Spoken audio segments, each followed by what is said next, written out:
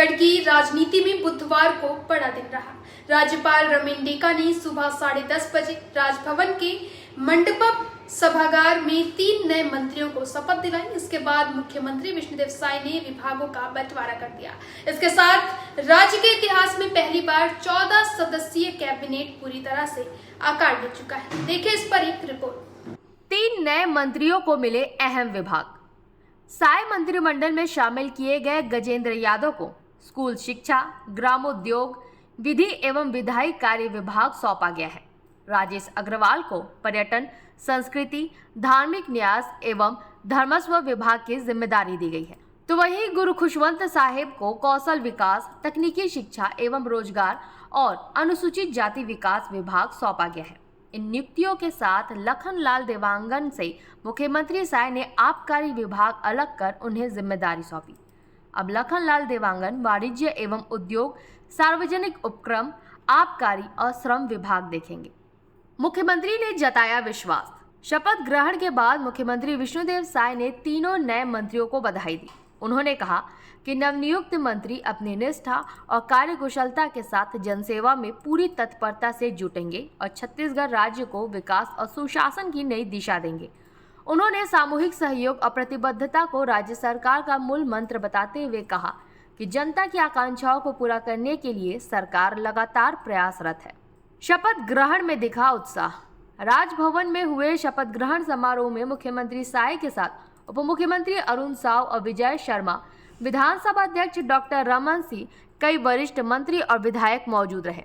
शपथ लेने वाले तीनों नए मंत्रियों के समर्थकों में खासा उत्साह देखने को मिला। लखनपुर, दुर्ग और आरंग में आतिशबाजी की गई। समर्थकों ने जिंदाबाद के नारे लगाए और ढोल नगाड़ों की थाप पर जश्न मनाया। कांग्रेस का तंज। हालांकि विपक्ष ने इस विस्तार पर सवाल उठाए। कांग्रेस प्रदेश अध्यक्ष दीपक बैज ने कहा कि भाजपा ने वरिष्ठ विधायकों की अनदेखी कर नए चेहरों को मंत्री बनाया है।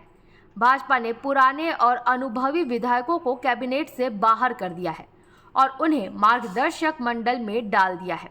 धर्मलाल कौशिक और अजय चंद्राकर का शपथ ग्रहण में न पहुंचना इसका बहुत बड़ा उदाहरण है। कांग्रेस प्रवक्ता धनंजय ठाकुर ने भी कहा कि भाजपा अपने 15 साल के शासन में नेताओं के भ्रष्टाचारपूर्ण कार्यशैली को स्वीकार कर चुकी है, इसलिए उन्हें मंत्री पद से दूर रखा गया है। जिस तरह से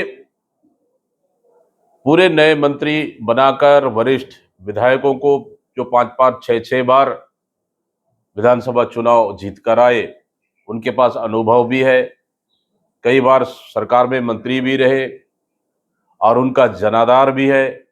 ऐसे विधायकों को दरकिनार कर और उनको मार्गदर्शक मंडल में डाल देना, मैं समझता हूं कि कहीं न कहीं घोर उपेक्षा हुई है और इसका भारतीय जनता पार्टी और सरकार को भुगतना पड़ेगा। भाजयुमो प्रदेश अध्यक्ष राहुल टिकरिहा ने कहा कि युवाओं और नए चेहरों को मौका देने से सरकार की गति और तेज होगी। उन्होंने दावा किया कि विकास और सुशासन की दिशा में ये कदम मील का पत्थर साबित होगा। बहुत अच्छा काम करेंगे। मुझे लगता है कि युवाओं के लिए बहुत सुनहरा मौका है। जो बाकी उनका क्या होगा, सबको मौका नहीं मिल सकता है। जितने को मौका मिला है वो अच्छा काम करेंगे और भाजपा सामूहिक नेतृत्व पे विश्वास करती है। कैबिनेट की पूरी सूची। मुख्यमंत्री विष्णुदेव साय ने अपने पास सामान्य प्रशासन, खनिज साधन, ऊर्जा, जनसंपर्क, जल संसाधन, विमानन, सुशासन एवं अभिसरण, इलेक्ट्रॉनिक्स एवं सुरक्षा प्रौद्योगिकी, जन शिकायत निवारण और अन्य अप्रत्याशित विभाग रखे हैं। दोनों उप मुख्यमंत्री भी अहम जिम्मेदारियां संभाल रहे हैं।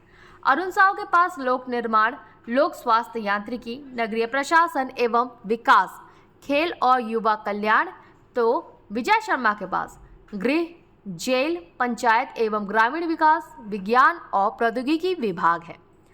रामविचार नेताम को आदिम जाति विकास, कृषि विकास एवं किसान कल्याण, जैव प्रौद्योगिकी, मछली पालन, पशुधन विकास, दयाल दास बघेल को खाद्य नागरिक आपूर्ति एवं उपभोक्ता संरक्षण, केदार कश्यप को वन एवं जलवायु परिवर्तन, परिवहन, सहकारिता और संसदीय कार्य मिला है।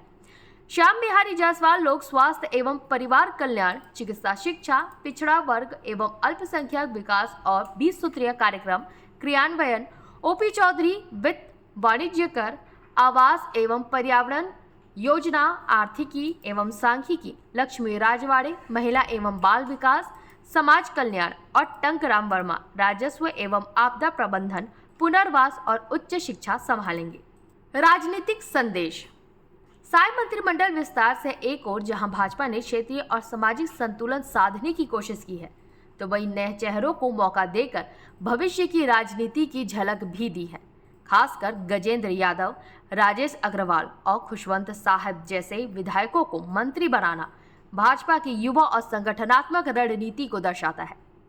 छत्तीसगढ़ का मंत्रिमंडल अब 14 मंत्रियों के साथ पूरी तरह सक्रिय है। सत्तारूढ़ भाजपा के लिए यह अवसर है कि वह नई ऊर्जा और नए चेहरों के साथ सुशासन का संदेश दे। हालांकि कांग्रेस ने इसे सीनियर नेताओं की अनदेखी बताकर राजनीतिक बहस छेड़ दी है। अब देखना होगा कि नए मंत्री अपनी जिम्मेदारी को किस तरह निभाते हैं और जनता की उम्मीदों पर कितने खरे उतरते हैं। बहुत खुशी की बात है कि हमारे पार्टी के शीर्ष नेतृत्व ने, हमारे मुख्यमंत्री जी ने मेरे जैसे छोटे कार्यकर्ताओं पर इतना विश्वास व्यक्त किया। मैं बड़ी विनम्रता से उन सभी के प्रति अपना आभार व्यक्त करता हूं और उन्होंने जो जिम्मेदारी दी है निश्चित रूप से उसको मैं निभाऊंगा। मंत्री पद की जिम्मेदारी मिलते ही लोगों की उम्मीद आपसे बढ़ गई है। उनकी उम्मीदों पर आपको काम करना है। काहे नहीं बढ़ेगी? वोट दिए हैं तो उम्मीद तो बढ़ेगी ना। पूरा देश में भाजपा हो गया है तो जनता तो उम्मीद करेगी। तो हमारा फर्ज है कि उनका हम अपेक्षा पूरा करें। मैं अपने जितने भी शीर्ष नेतृत्व हैं, हमारे देश के यशस्वी प्रधानमंत्री नरेंद्र मोदी जी, हमारे राष्ट्रीय अध्यक्ष जेपी नड्डा जी, हमारे गृह मंत्री अमित शाह जी, हमारे राष्ट्रीय संगठन महामंत्री हमारे वी.एल. संतोष जी, शिव प्रकाश भाई साहब, हमारे प्रदेश के अध्यक्ष श्री किरण सिंह जी, हमारे महामंत्री प्रदेश संगठन श्री पवन भाई साहब और विशेष रूप से हमारे छत्तीसगढ़ के माननीय मुख्यमंत्री विष्णु देसाई जी, जिन्होंने मुझ पर इतना बड़ा विश्वास दिखाया है। इसलिए मैं हृदय से उनका धन्यवाद ज्ञापित करता हूँ। साथ ही मेरे आदर्श, मेरे मार्गदर्शक, मेरे पिताजी राजा गुरुदास साहब का भी मैं हृदय से धन्यवाद ज्ञापित करता हूँ। और निश्चित ही जो विश्वास पार्टी ने मुझ पर दिखाई है, जो विश्वास मुझे मुख्यमंत्री जी ने दिखाया है, तो उसमें निष्ठापूर्वक कार्य करूँगा। तो छत्तीसगढ़ की राजनीति के इस बड़े घटनाक्रम के साथ ही मंत्रिमंडल अब पूरी तरह से आकार ले चुका है। मुख्यमंत्री विष्णुदेव साय ने अपने नए साथियों पर भरोसा जताते हुए जिम्मेदारियां सौंपी हैं। वहीं विपक्ष ने सवाल उठाए हैं तो सत्ता पक्ष ने इसे विकास की नई दिशा बताया है। अब आने वाले समय में जनता की नजर इस बात पर रहेगी कि यह नई टीम छत्तीसगढ़ को सुशासन और विकास की राह पर किस तरह आगे बढ़ाती है। फिलहाल के लिए इतना ही। देखते रहिए निशानेबाज।